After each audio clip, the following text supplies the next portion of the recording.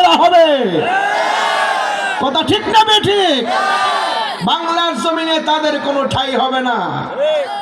যদি আউলা জাউলা কথা কও, তোমাদের বাবা ইন্ডিয়ার বাড়িতে গিয়া করো।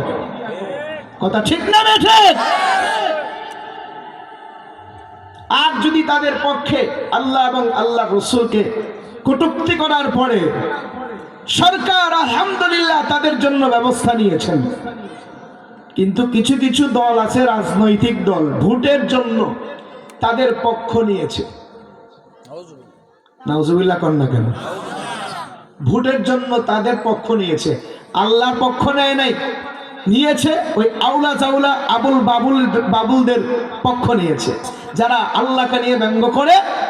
গত কয়েকদিন আগে আরেক ছাগলকে দেখলাম, সে কোরআনকে ব্যঙ্গ করতেছে, বলতেছে কুল আউযু বিরাব্বিন নাস, মালিকিনে নাস, ইলাহিনে নাস। নাউজুবিল্লাহ বলবেন না? আরে হাসতেছে, হাসার কি হলো জানো?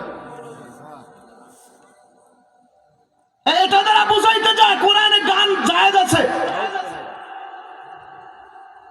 হায় হায় হায় হায় মুহতারাম হাজিরিন, আর এদের কিছু বাংলাদেশের মধ্যে ভক্ত আছে, এরা যেখানে যায় এই সমস্ত আউলা জাউলা কথা বলে আর এদেরকে মারহাবা বলে, ঠিক ঠিক বলে। কথা কয় ঠিক না বেঠিক? আর এদেরকে, এদের পক্ষ যে সমস্ত রাজনৈতিক দল অবস্থান নিয়েছে, আমরা তাদেরকে বলতে চাই, এই আবুল আর আউলা জাউলা ফাউলের গোষ্ঠী, তারা যেমন আল্লাহ এবং আল্লাহ রসুলকে নিয়ে ব্যঙ্গ করে, কটূক্তি করে বেঈমান হয়েছে, যারা তাদের পক্ষ নিয়ে কথা বলবে, তারাও যদি কোনো দল হয়ে থাকে, ওই দলটা আমি ঘোষণা করতে চাই, তারা হলো কাফের আর বেদিন নাস্তিকদের গোষ্ঠীর দল। কথা ঠিক না বেঠিক? এরা যদি ভোটের বয়ে তাদের পক্ষ নিয়ে থাকে, এদেরকে ভোট দেওয়া জায়েজ নাই।